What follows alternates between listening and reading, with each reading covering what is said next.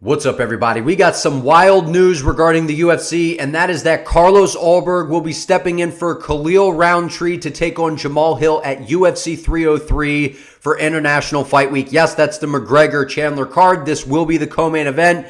Guys, this is the biggest opportunity, not only of Carlos Ulberg's life, but this matchup is stellar. This is an incredible X's and O's stylistic matchup, and so we're going to talk about it. I had to make a video about this because on my channel, I've been very adamant about saying things as far as I believe Carlos Ulberg is the most underappreciated, underrated, whatever you want to call it, fighter on the entire UFC roster. This man, since he's came into the UFC, right? We saw him on the Contender Series, his debut against Kennedy and Zechku. You got to see the skill set of Carlos Ulberg. This is a guy I was watching in King of the Ring, which Adesanya is well known for competing in. It's, kickboxing, and Carlos Ulberg has a very extensive kickboxing background prior to moving over into MMA. He's a big dude. He has crazy power. But what has really drawn me into Carlos Ulberg, his style is so unique to me, right? Whenever we watch guys like, Israel Adesanya, it's the finesse, it's the feints, it's the twitchiness, and it's kind of setting you up, and eventually,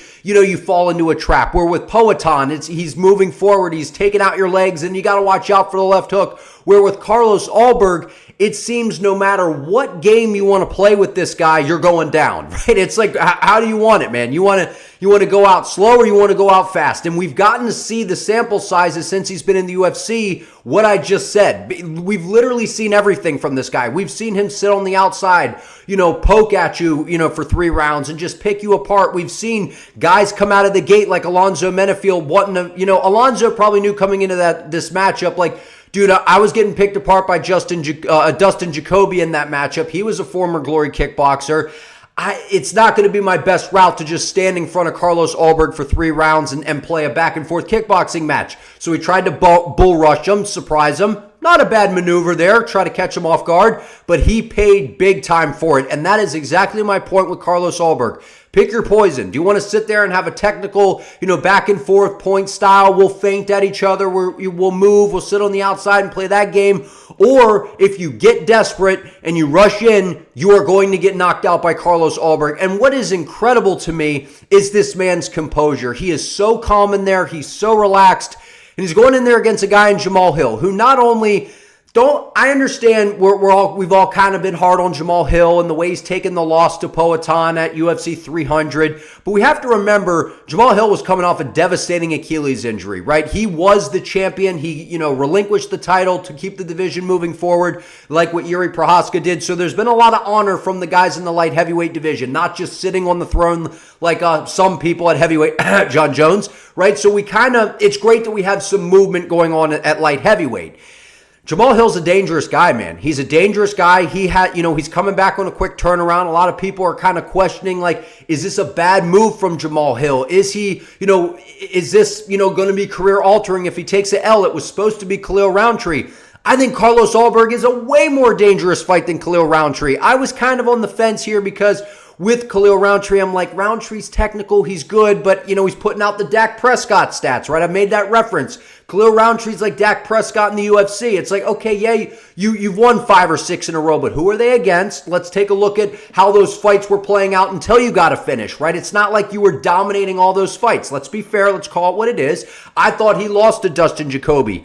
And we're looking at that, and we're coming into a fight with Jamahal Hill, who's fought really good competition. Now, some of those guys that Hill has fought, some of them are not in the UFC. Some of them are a little bit older. Some of them are an exciting guy like a Johnny Walker who has a similar frame to kind of a Carlos Ulberg. But I don't think Jamahal Hill has fought a guy like Carlos Ulberg just yet. And I know that Poatan, you could say, oh, Poatan, great kickboxer.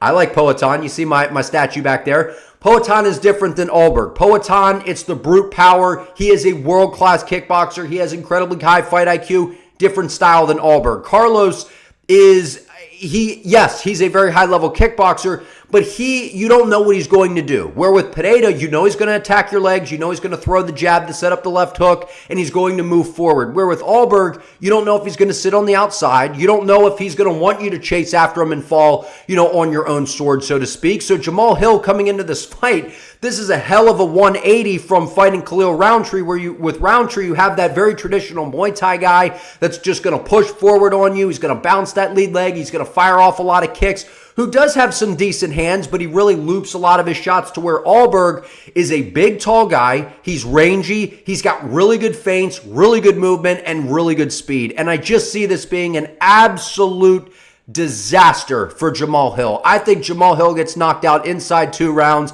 by Carlos Ulberg. Yes, I believe Carlos Ulberg, this is the biggest fight of his life. This is the biggest fight of his life. Jamahal Hill's back is to the wall here, coming off of that performance against Poatan. You know that he's going to be angry, coming back in there being like, man, I got a point to prove. I have to show people that I'm that guy. And he's coming in on rather a quick turnaround, right? We know how people are like, this is maybe too soon. He probably should have took some time.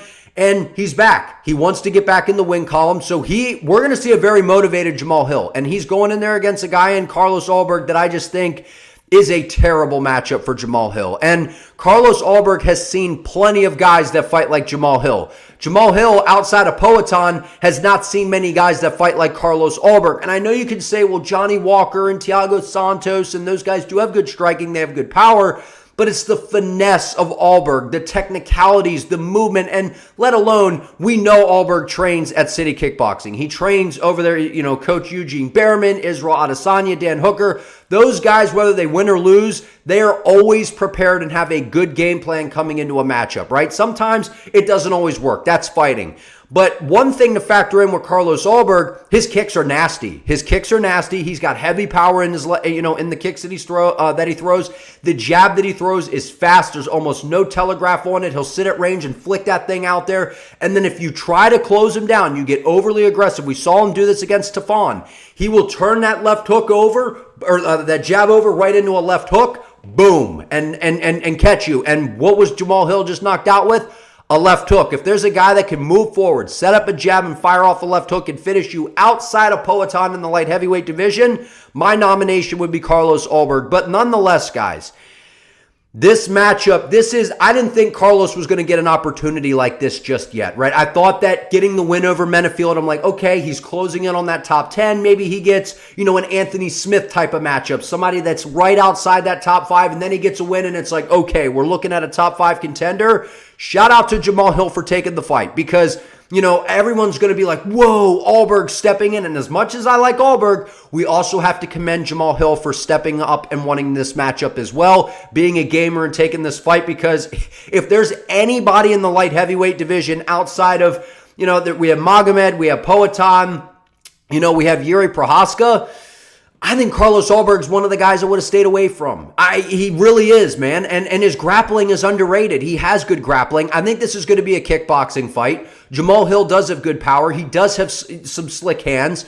But I just think that he's a little bit too basic. And the way that he fights is just not going to present the challenges that are needed to a high-class, high-level kickboxer like Carlos Ulberg. I'm not saying he's Poatan. They're very different in that aspect. Poatan is a much different caliber of kickboxer. But Ulberg, the technicalities, the speed, the way he approaches fights, I think Carlos Ulberg is a really, really, really hard fight for Jamahal Hill. I think Carlos Ulberg gets it done. And who's to say that if he goes in there and finishes Jamahal Hill, especially at International Fight Week on a Conor McGregor card, the magnitude of what that could mean for Carlos Ulberg. This is the biggest spotlight, biggest moment of his career. And it's all boiling down to this. I'm excited for Carlos Ulberg. I think he gets it done. I think he finishes Jamahal Hill inside 2 rounds.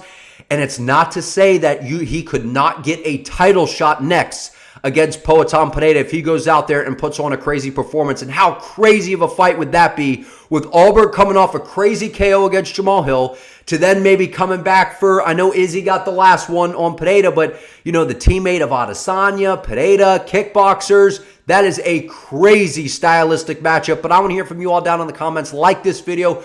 Comment your thoughts below on this matchup. Are you excited for this? Who are you leaning towards to win this matchup? Subscribe to the channel. Help your boy out. I would appreciate it.